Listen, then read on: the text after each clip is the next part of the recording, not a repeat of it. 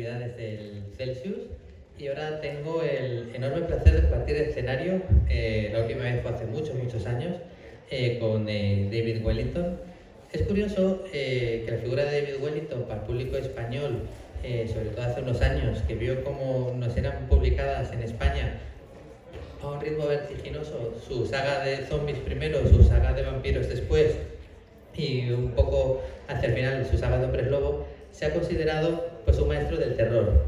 Y es cierto, pero también es cierto que es una etiqueta un tanto injusta porque en España hemos visto esta punta del iceberg, pero si viéramos todo lo que hay debajo del agua, veríamos que en realidad David Wellington ha hecho también cómics, de esto hablaremos a lo largo también del próximo Celsius, ha hecho novelas de fantasía, aunque fuera con seudónimo, ha hecho novelas de espías también, ahora está publicando también ciencia ficción que anteriormente había hecho con seudónimo, ahora con su nombre, y en línea general es que es un narrador todoterreno que ha demostrado desenvolverse con soltura en prácticamente cualquiera de los géneros, además, sobre los que gira nuestro festival. Pero como la historia es la que es y nuestro país sobre todo lo conocemos por lo que lo conocemos, vamos a empezar hablando de los primeros libros que vimos en España. Pero es que además estos primeros libros en España ahora parece muy fácil porque todos tenemos muy claro en nuestra cabeza que la moda del zombie, el fenómeno que volvió en los últimos 10, 15 años, era un valor seguro, como fueron en su momento en la literatura los templarios, o los cátars, o los merovingios, o este tipo de modas, ¿no? Pero estas modas se sostienen o se cimentan pues, sobre pioneros o gente que de alguna manera descubre que ahí hay algo de lo que tirar.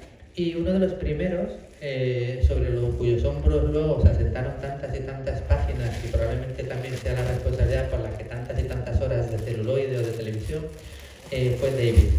Entonces yo te quiero preguntar dos cosas. Sobre lo primero, aquí tuvimos invitado hace años a David Bukowski, que defendía que el éxito de su obra en gran medida se fundamentaba en que había distribuido gratuitamente en internet su contenido y entonces la audiencia potencial era muy grande y la estaban esperando la novela cuando llegó. Tú me imagino que te sumarás a esta idea porque casi todos tus trabajos exitosos primero los divulgaste gratuitamente en internet. Así que lo primero era que nos contaras un poquito cómo ves tú esta utilización a favor del autor de la distribución gratuita, que luego acaba volviéndose en compras reales del producto físico.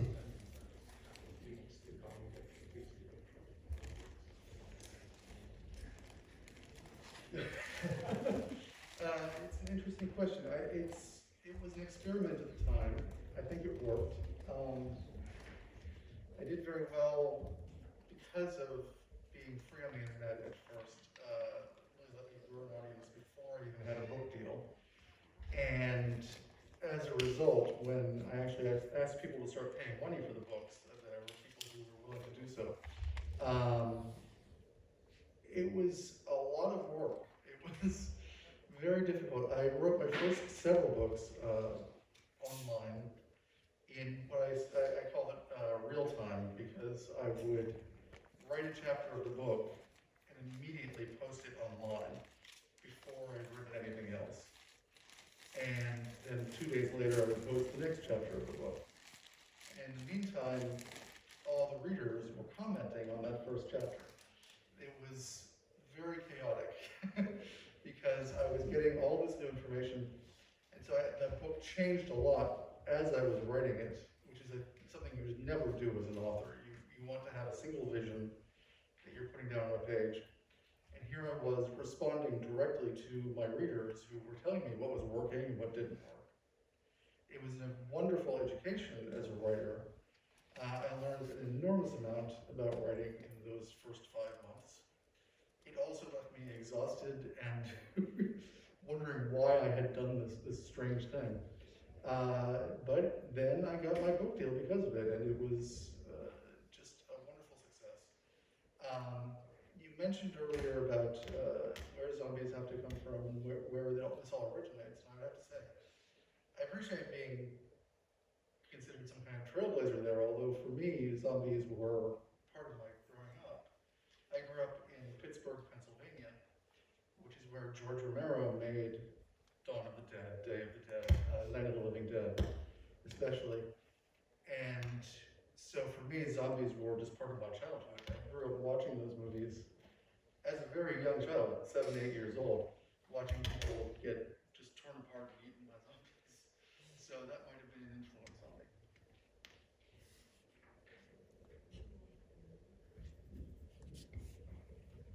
La verdad es que fue un experimento bastante interesante el que realicé en aquel momento. Más que nada es algo que salió bien desde el punto de vista creativo porque tenía la libertad total de estar en internet escribiendo sin que nadie me dijera absolutamente nada y haciéndolo a mi manera. Todo esto lo hice antes de tener un contrato para la publicación de un libro. Tuve bastante éxito, había interacción con los lectores y el resultado es que cuando les empecé a pedir que pagaran por aquello que les había dado gratis hasta entonces, sí que hubo alguna que otra dificultad. Fue mucho trabajo convencerles de que lo hicieran.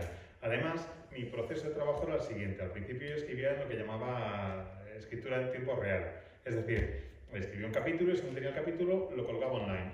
Y no volvía a colgar online nada hasta que no tenía el siguiente capítulo listo. Cada par de días más o menos iba subiendo un capítulo a la web. Y mientras tanto, en ese par de días, los lectores hacían sus comentarios, decían lo que les parecía. Era todo un proceso bastante caótico. El libro va cambiando según lo vas escribiendo, lo hagas haciendo caso a los demás o no. Pero normalmente el escritor lo que hace es tener en cuenta únicamente su visión. Es la única visión que hay en la página, la del escritor.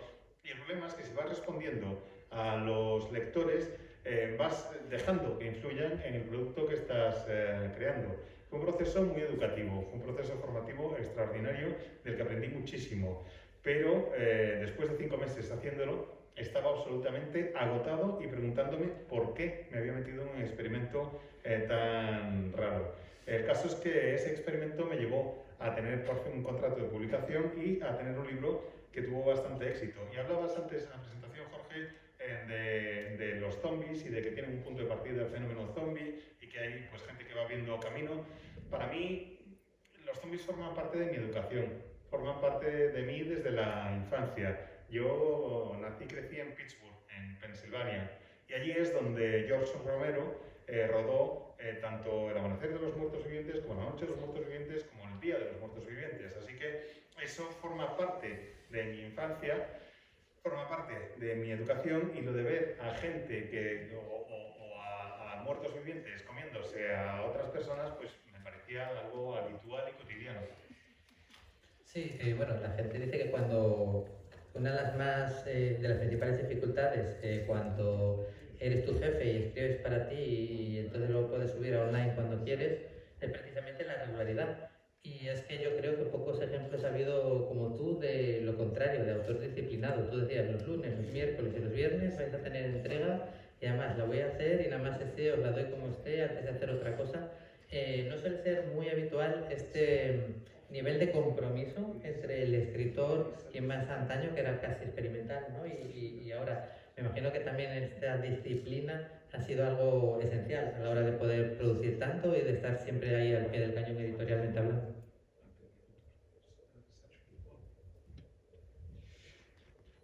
It is the only thing in my life that is disciplined. It is the only thing in my life that works on such a schedule. I have found that I cannot hold a proper job. I have found that I am very difficult to pin down to a schedule. But when I start writing, it is a thing that possesses me. It is, a spirit comes over me, and I just start typing, and the hours fly by. I have never had a problem making myself write.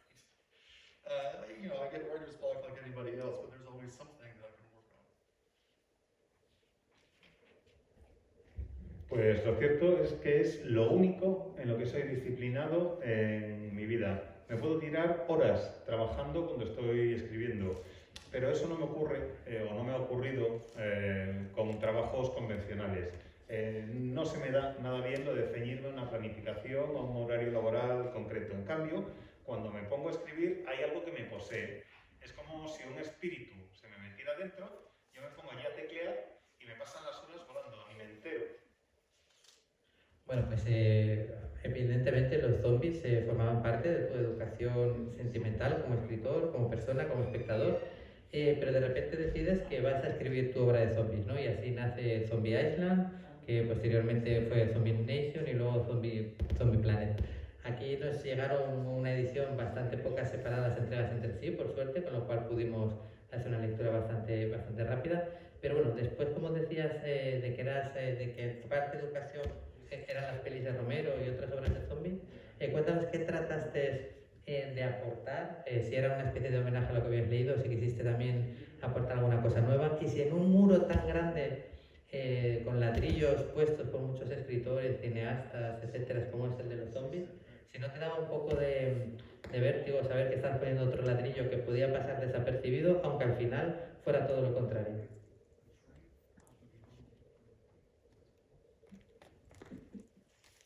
Sí. Yes. So it was it scary to write zombies knowing the incredible movies and books that have come before? Absolutely. Imposter syndrome is something everyone faces, not just writers, I think. We all come into this world as small children thinking, how can we possibly join this adult world and become these larger-than-life figures that we see when we grow up? And the answer is you just have to stop being afraid. You have to decide that you're going to take the chance, because you may fail, and many people do. I certainly have failed many things in my life. But if you don't take the chance, you never find out. I know that sounds very easy. It is not. It is very difficult to look at a blank page and say, what am I going to say that no one has said before? And it helps to know that you can't do that you will always be standing on someone else's shoulders. But yes, I understand the fear of imposter syndrome, but it is really just, everyone has a right to say what is in their heart, I believe. And everyone should have a chance to speak their truth.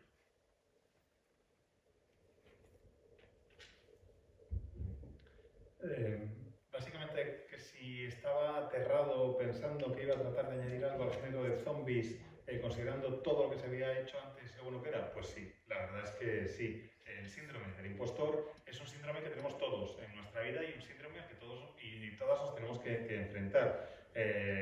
Lo tienes tanto de niño como de adulto y te parece que es imposible llegar a estar a la altura de lo que pretendes. En mi caso, yo quería estar a la altura de mis héroes de la infancia, que me parecían que eran más grandes que la propia vida. Y lo que tienes que hacer es dejar de lado tus miedos, olvidarte de ellos y arriesgarte. Tienes que lanzarte, porque sí, puedes fracasar. Y sí, mucha gente fracasa. Y sí, yo mismo he fracasado muchas veces en mi vida, pero tienes que intentarlo de todas formas. Por manida que suene la frase, el que no arriesga no gana. Y hay que tratar de arriesgarse. Tienes que buscar algo que contar y saber que cuando te encuentras ante la página en blanco y tratas de escribir algo que no haya escrito nadie antes, estás equivocado.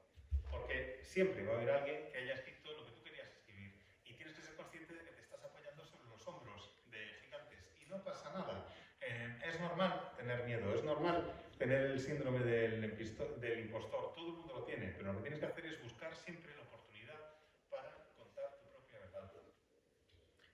Y de esta primera novela, la primera de la trilogía de Zombie Island, hay partes de la estructura que se entienden directamente haber sido publicadas en internet primero, ¿no? Tipo los capítulos cortos, pues tipo lenguaje pues directo, una acción cada capítulo, pues si no has leído los anteriores o todavía y pretendes que lea los siguientes el lector, pues que le enganche en cada uno de los capítulos, ¿no? Lo cual hace muy trepidante. Pero sí que hay cosas de la estructura desde el punto de vista del narrador que me gustaría que nos explicara. Decidiste darle la voz a dos personajes. Declan, creo que era el protagonista humano, por así decirlo, y luego había otro personaje, Gary o Gay, no me acuerdo ahora mismo, que se había autoconvertido a sí mismo en zombie y que también veías como con los pensamientos él como contrapartida de los de Declan, ¿no? Esto sí que fue una decisión creativa más allá de de la estructura derivada de Internet. Me gustaría que nos contaras cómo decidiste contar esta historia desde dos puntos de vista de narradores y por qué decidiste que uno fuera zombie, que ahora ya hemos visto muchas historias contadas por gente convertida en zombie, pero que en aquel momento me parece que fue bastante novedoso y original. So that was something that just happened organically. It was originally the plan was that I would have just a few chapters of the book would be told from the zombie's point of view. I thought it was a silly idea that wasn't going to work very well, and I would just use it very quickly because I had this world that had been emptied out. There were no humans left in most of it. There were very few survivors, and they were limited to a very small area. And so I wanted to show what the rest of the world looked like. So I had to have a zombie that could think and talk about this, which I thought was a cute idea, but it wasn't going to go anywhere. I was going to kill him off very early on in the book. And then the readers who were commenting on each chapter absolutely loved that character. They thought that was the best thing ever, the zombie who could think and talk. And they convinced me that that had to be a major part of the book. This is not how I recommend writing a book. You should absolutely know how the book ends before you start writing it, except when you don't. And this time it worked. Pues la verdad es que surgió un poco de manera orgánica. Al principio, cuando me puse a escribir la novela, se me ocurrió que podía estar bien de darle voz también a los zombies y que pudieran, pues que pudiéramos conocer su punto de vista. Pero al cabo de un poquito, pues me quedé con la sensación de que era una idea un tanto no muy interesante y decidí dejarlo de lado. Lo que ocurre es que los lectores estaban encantados cada vez que había un capítulo con esta voz del zombie e insistían y me decían lo original de lo bien que estaba, lo de poder escuchar el punto de vista del zombie también. Así que me dejé convencer y se convirtió en un elemento clave del libro. No os recomiendo, por cierto, que un elemento clave del libro surja así y que os obligue a replantearte todo lo que todo lo que teníais entre manos. No os recomiendo escribirlo así, como digo, tienes que saber el final del libro cuando te pones a escribirlo. Menos claro aquellos casos en los que no lo sabes. Para mí, la obra de David que más me ha gustado, sin duda, es la pentalogía, por así decirlo, de vampiros, ¿no? Además, también otra vez vuelve a ser ese momento correcto, ¿no? O concreto para que el vampiro, como amenaza letal, como monstruo sanguinario, se abriera paso en un momento en el que pues, estábamos más predominados por vampiros de los que te pondrías su foto en la carpeta cuando vas al Insti que de los que tendrías pesadilla por la noche, ¿no? Lo cual está guay, pero para los que nos molaba pues el vampiro como amenaza, pues no era lo mismo realmente. Y de repente aquí nos encontramos con un folclore vampírico que respeta el canon original, pero que yo creo que a David le habrá llevado bastante tiempo desarrollar una mitología propia. Así que ahora me acuerdo, por ejemplo, en los libros de David, los vampiros pueden transformar a otros en vampiros, pero este tiene que aceptarlo y luego suicidarse. Y también había el hecho de que durmieran en el ataúd era porque ellos como que cada día se regeneraban enteros, o sea, morían del todo y el cuerpo veía aparecer de cero. Creo que en un campo también, con una mitología tan extensa, como pasaba en el caso del zombie, volver de nuevo a pensar, le voy a dar una vuelta de tuerca y conseguir, porque aquí lo consigue todavía mucho más que en la de zombies, aportar ideas totalmente novedosas, me parece que sí que sería fruto de un trabajo previo mayor que en la primera trilogía de zombies, ¿no?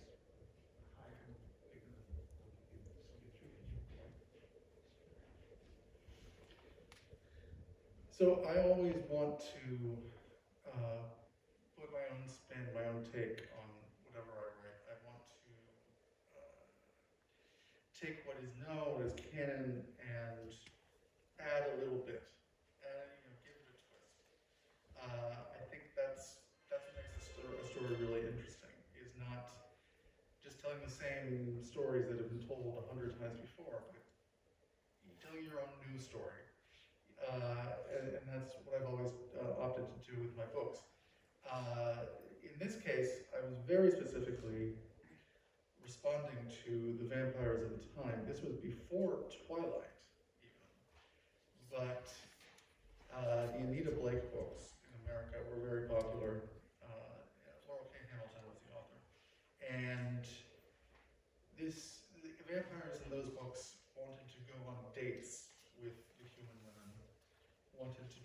beautiful they were and then to, romance them. And I thought, that's not what I think of vampire. It's, to me, vampirism, it's a horrible curse. You don't want this to happen to you. And so I made my vampires as bloody and violent and disgusting as I possibly could, as an antidote to the romantic vampires. Now, of course, history has shown the romantic vampires won, and I lost. But I think the books are still good.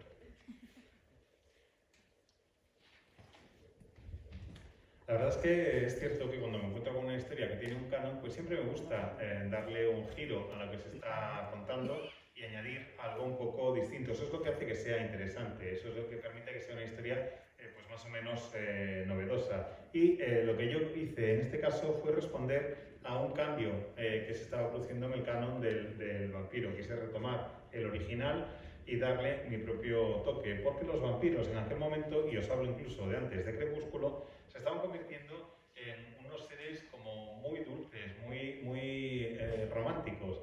La serie de vampiros de Anita Blake, escrita por Laurel K. Hamilton, tenía muchísimo éxito en Estados Unidos en aquel momento, y en esa serie los vampiros querían ir de cita con seres, tener una cita, mejor dicho, con seres humanos, tener relaciones sentimentales con ellos.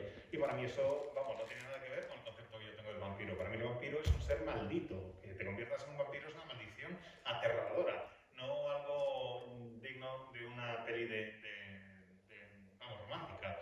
Así que traté de hacer que mis vampiros fueran lo más asquerosos y lo más violentos que me fuera posible. Estaba intentando crear una respuesta, una resistencia ante el movimiento del vampiro romántico, pero bueno, como sabemos todos, lamentablemente perdí y el vampiro romántico ganó. A pesar de ello, creo que las novelas están bastante bien. Una de las pocas similitudes con las novelas de Laurel K. Hamilton que ha mencionado es que en ambas la figura de la existencia del vampiro, aunque sea un fenómeno más o menos extraño, está moderadamente normalizado, ¿no?, dentro del universo en el que se desarrollan las historias. Esto permite que el inicio de la primera novela, el inicio de 13 balas, hasta tenga un punto casi policíaco, ¿no?, casi criminal. Teniendo en cuenta que hay vampiros, pues es normal que haya crímenes, y la novela se construye pues sobre un episodio criminal con un vampiro involucrado y una detective pues yendo a reunirse con un vampiro que había formado parte de un crimen anterior. Me llamó mucho la atención esta construcción del principio de la novela, siguiendo o arrancando del canon de la literatura policíaca, que también escribiste, y que finalmente pues acabará eclosionando en una novela de monstruos y, si quieres, de contagios, ¿no?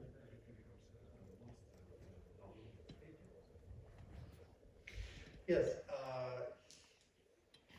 growing up I watched way too many movies where the police or the investigators or whoever would find body after body that had been drained of blood with 2 puncture wounds on the neck. And they would say, who could have done this? What could possibly have done such a crime?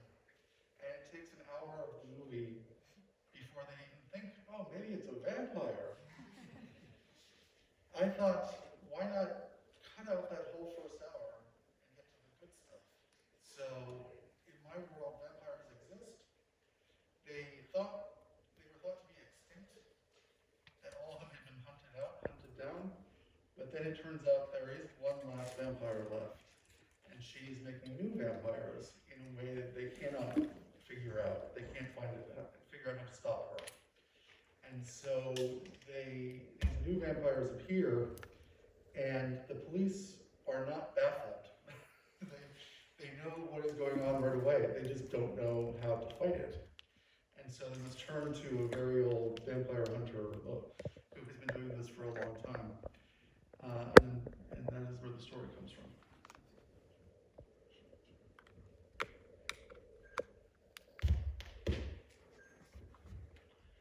De niño vi muchísimas películas en las que la policía se encontraba pues cadáver tras cadáver a los que no les quedaba ni una sola gota de sangre y que tenían 2 heridas punzantes, o sea, 2 perforaciones en el cuello. Y de repente decían, decían siempre, ¿quién puede haber hecho esto? ¿Cómo lo habrán hecho? Y claro, se tiran toda una hora hasta que de repente un policía dice, a lo mejor ha sido un vampiro. Y yo lo que quería era cortar todo eso, quitar de en medio esa primera hora de película y meternos directamente en el medio de la acción. Así que eso es lo que hice. Creé un mundo en el que los vampiros existían, en el que se suponía que los vampiros se habían extinguido y solo quedaba una, en realidad nadie lo sabía, pero quedaba una vampira que se está dedicando a crear nuevos vampiros y nadie sabe cómo pueden pararla, nadie sabe cómo pueden localizarla y detenerla. Así que lo único que ocurre aquí es que hay nuevos vampiros, pero la policía sabe desde el principio que los vampiros existían. No se quedan totalmente desconcertados durante un rato rascándose la cabeza, sino que saben que existían. Lo que no saben es cómo luchar contra esa vampira y deciden contactar con un antiguo cazador de vampiros, con un cazador de vampiros de ya cierta edad, para que les ayude a localizarla. Y ese es el punto de partida de la historia. En realidad estamos hablando de zombies primero, ahora de vampiros, pero en realidad ambos libros, ambas sagas, mejor dicho, perdón, son historias sobre los supervivientes, ¿no? Son sobre cómo la humanidad se abre paso o se adapta o pelea o combate o se sobrepone a esta amenaza, ¿no? En realidad las historias que has hecho al final acaban siendo historias de estos supervivientes más que de los monstruos a los que se enfrentan.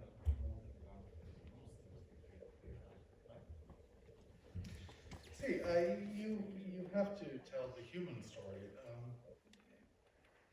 A story about a monster, to me, is a story about suffering, but it's also about overcoming. It's about how do you fight the monster, how do you win in the end. And winning can mean many things. It can mean simple survival. It can mean making your world a better place, a safer place, a happier place. But yes, the story is only interesting if someone can lose. It is only interesting if someone is in danger or at risk of losing a thing that they care about. And to me, monsters are the opposite of that. Monsters are just power. They have abilities beyond ours. They are stronger than us. They are more dangerous than us. And so they are the thing that must be overcome. Certainly you can tell a wonderful story from the monster's point of view, like My Zombie Gary, or say Interview with the Vampire. But to me, the human story is so much more interesting. To be small, to be weak, to be prey to the monster is what creates drama. It creates excitement and suspense. And so yes, I always tell my story from the survivor's point of view. I did not think about that before now. This is not something I planned out. I think I like people. I like people and I don't like evil creatures. As much as I enjoy writing about them, I would not want to spend time with a werewolf.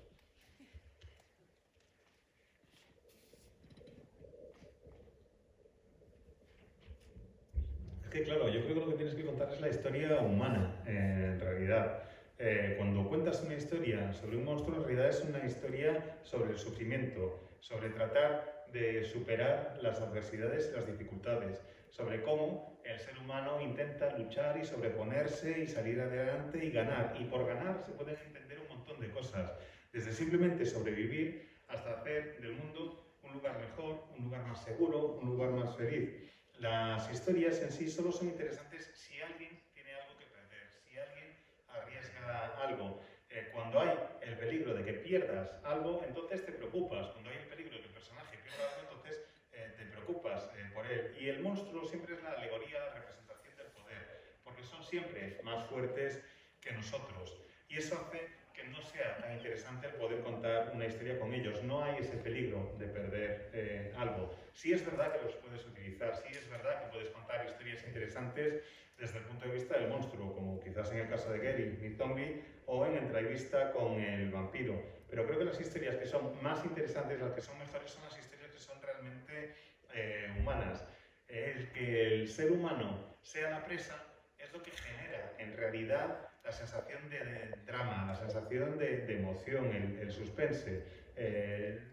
No sé, la verdad es que nunca se me había ocurrido planteármelo como lo has planteado tú en la pregunta. Nunca lo había pensado antes, pero efectivamente es cierto. Y lo que ocurre es que en el fondo a mí lo que me gustan son las personas. Por más que, y no me gustan los monstruos ni las criaturas monstruosas, por más que disfrute contando o una historia sobre hombres lobo, no me gustaría nada tener que coincidir con uno. Por lo menos lo que hemos visto en España, tu saga de vampiros es la más dilatada en páginas, la que te hemos conocido y bueno, pues o por lo menos en España, que ha tenido cinco entregas entre los cuentos y etcétera. Me gustaría saber si desde el principio, hasta qué punto estuvo planificado así, o si ante el éxito que haya teniendo o el desarrollo de la historia fuiste añadiendo material y se fue construyendo la historia poco a poco.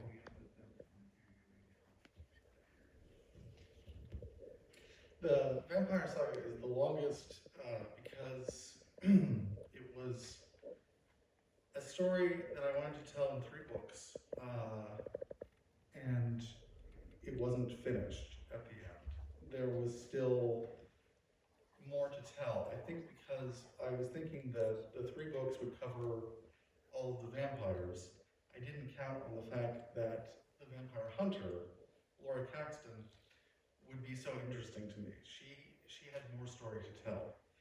And so it continued for 2 more books because she needed a happy ending or some kind of ending. And I needed to tell more story. It was very much a happy accident.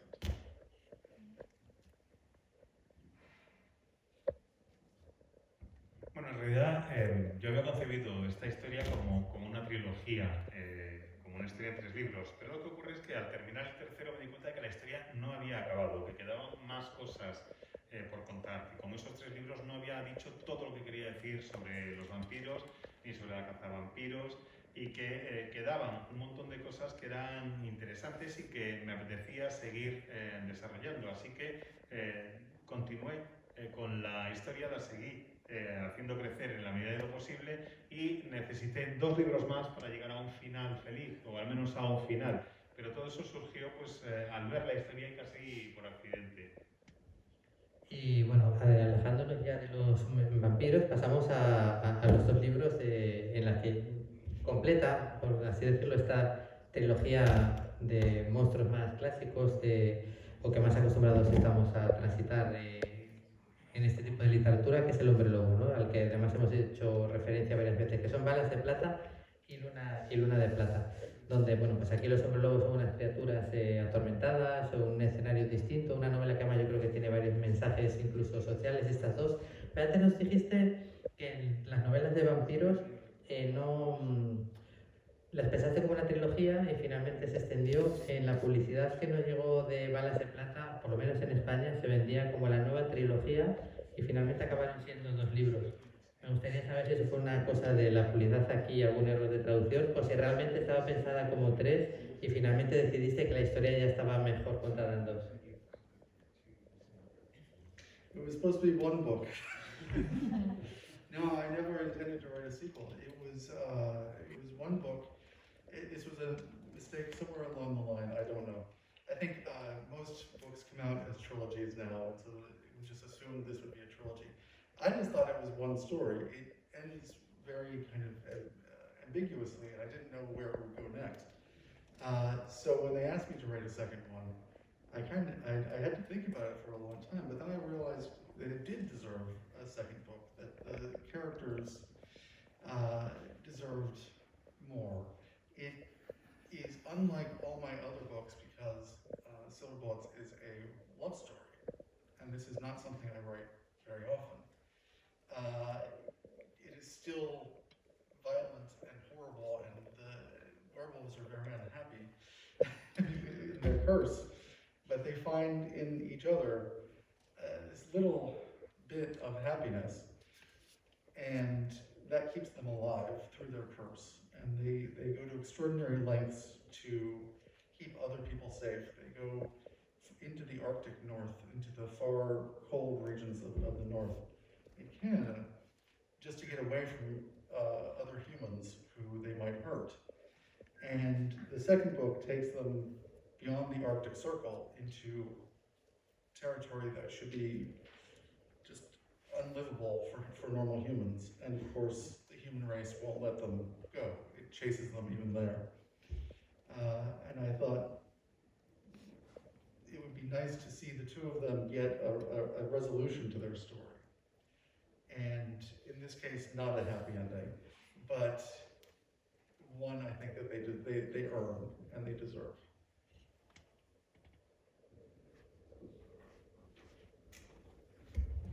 Pues lo cierto es que esa novela iba a ser solo una novela, no una trilogía, no iba a haber ningún tipo de secuela, pero en aquella época y quizás incluso hoy en día hay libros que se presentan ya como una trilogía de primeras. Parece que la trilogía es la forma de presentar un nuevo proyecto editorial. Y yo no pretendía hacer algo así, pero me di cuenta al acabar la novela que efectivamente que el final era un tanto ambiguo y que había la posibilidad de que la historia continuara y los editores querían que lo hiciera. Y decidí que efectivamente los protagonistas se merecían esa oportunidad.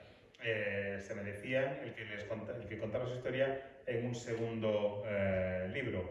Es una historia que se aleja mucho de todo lo que escribía en aquella época, de todos mis otros monstruos, porque es una historia de amor. No me malinterpretéis, sigue habiendo muchísima violencia, los hombres lobos son terribles, pero en el fondo es una historia de amor y no es algo que yo escriba con tanta frecuencia ni con lo que me sienta tan cómodo. Así que me sorprendió encontrarme escribiendo una historia en la que los dos protagonistas se encuentran dentro de la maldición, dentro de la situación en la que viven, pues un poco de felicidad en esa relación que tienen y cómo se esfuerzan por mantenerse a salvo el uno al otro y la otra al uno. Llegan a irse a la zona del Círculo Polar Ártico, donde es una zona realmente muy inhóspita, con muchísimo frío en la parte septentrional de Canadá, y lo hacen para no hacer daño al resto de seres humanos. Y en el segundo libro se van incluso más allá, se van a una zona que sería totalmente, pues eso, imposible para que sobrevivieran allí los seres humanos, y aún así, la raza humana, aún así los seres humanos les persiguen en ese paisaje. Y me gustó el poder contar esta historia en dos entregas, porque creo que pude resolver o dar una conclusión definitiva a la historia de los protagonistas. En este caso no es un final feliz, pero sí es el final que creo que se han ganado y sí es el final que creo que merecían. Sí, me apetecía, pues eso, reservar unos minutos ahora al final de la charla para también rascar un poco la superficie de la mucha obra de género inédita que tiene nuestro país, ¿no? Y me gustaría tanto hablar de las novelas de ciencia ficción, de la trilogía de The Silence, que firmó como Nolan Clark, y de la trilogía de género fantástico, de fantasy, que firmó como David Chandler. Lo primero, que nos contara un poquito qué nos hemos perdido a la espera de que algún editor avispado las rescate en España y por qué decidió firmarlas con seudónimo. Let me start with the pen name. It was not my choice. The publisher wanted to use the pen name. They were worried that fantasy readers would stumble on my horror novels and be scared. They thought they didn't want people to associate the fantasy novels and the horror novels with the same person. This was a terrible idea. And the books, my audience didn't carry over, and it didn't do very well. And I'm very sad about that because they're very good. They're very good books. The fantasy novels are very good books, but they didn't get the audience they needed, and that bothered me. So I'm doing science fiction now, and that's much more successful because they're finally letting me use my own name again. My last book in English is called The Last Astronaut, and it was very successful in America and in England. It was shortlisted for the Arthur C. Clarke Award, and if I say so, it is very good. And then I have been very busy over the years, and so just today, for instance, oh no, I lost it, and I don't have internet. But Amazon.com has started a new program for serialized fiction. They are doing exactly what I did back in 2003 with Zombie Island. And I'm releasing a new book in that format. It is called The Maggie Test, and it is available right now on Amazon.com. This is a system where you pay for each chapter of the book. The first several chapters are free to get you interested, and then after that you pay a tiny amount of money for each chapter as you go. And if you get bored or you don't like the book, you stop paying for it. It's an interesting idea.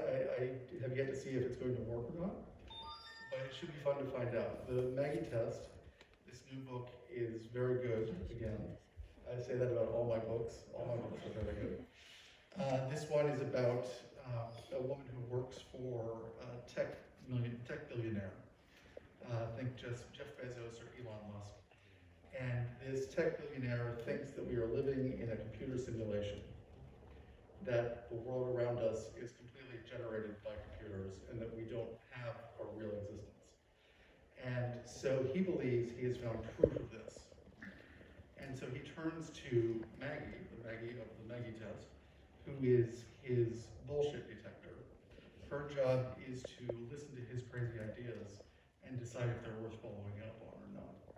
And so she thinks this is a dumb idea, that we live in a simulation, but she's willing to hear him out. Before they can do anything about this, however, the moon falls out of the sky and destroys the Earth. And I think that's chapter 7. It is very early. And the next day she wakes up. She doesn't remember any of this. She gets a phone call from her boss, this tech billionaire. He says, "We're living in a simulation and I have proof. Come and look at my proof." And then the sun goes out. The sun just extinguishes in the sky and everyone dies. And so she has to figure out, how do you save the world when it insists on ending every day?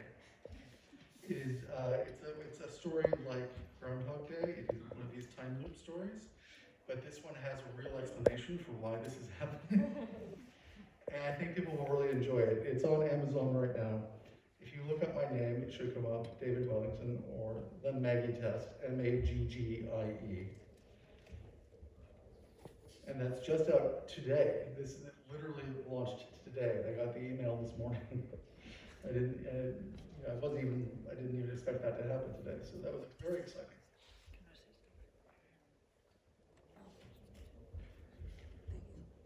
Bueno, pues lo cierto es que escribí varias de mis novelas con seudónimo por decisión editorial.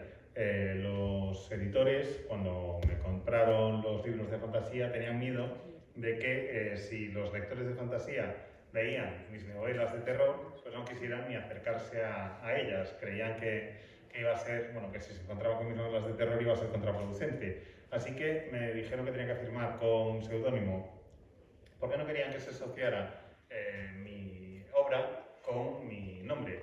Yo creo que fue una idea terrible, porque eso impidió que los lectores que me hubieran podido seguir desde el terror a la fantasía lo hicieran. Y creo que es una pena, porque me parece que los libros están bastante bien y que no tuvieron la respuesta que se merecían, no tuvieron el éxito que se merecían. Y es como digo, una verdadera pena. Me parece que ahora en la ciencia ficción, ahora que ya por fin he conseguido que me dejen volver a utilizar mi nombre, eso va a tener un efecto positivo. Acabo de publicar un libro que se llama The Last Astronaut, el último astronauta, y en Estados Unidos ha funcionado bastante bien, ha quedado finalista para el premio Arthur C. Clarke, así que estoy bastante contento. Y lo cierto es que también en los últimos años he estado bastante ocupado escribiendo, haciendo varios proyectos, y hoy mismo ha salido uno que podéis comprobar en vuestros móviles, y es que en Amazon hay una nueva obra mía. Amazon ha lanzado una iniciativa para escribir obras de ficción por capítulos, un poco a semejanza de lo que hice yo en 2003 con Zombie Island. Y el proceso es el siguiente. Te dejas leer unos pocos capítulos del libro y luego empiezas a pagar por cada capítulo que leas y pagas una cantidad pequeña. Que te aburre este libro y no te apetece seguir, lo dejas y ya dejas de pagar. Pero has podido leer los primeros y has podido leer tantos como te te interesen. Y en ese formato se acaba de publicar mi último libro, que es The Magifest, algo así que sería como el Magifesto.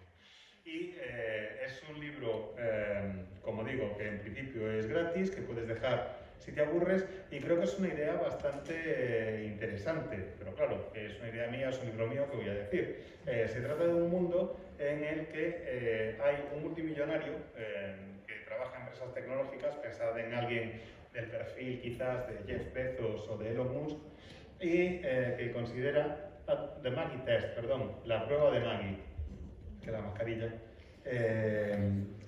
y que cree que el mundo es una simulación informática, que cree que en realidad vivimos en un mundo generado por ordenadores y que él es la prueba, él tiene las pruebas que lo pueden demostrar y está convencido de que lo va a hacer. Así que llama a Maggie, que es su asesora para detectar chorradas, básicamente cuando tiene ideas descabelladas, y le pide que le diga si le parece que es una idea correcta o no. Ella le dice que es una tontería, pero antes de que podamos acabar de ver la resolución de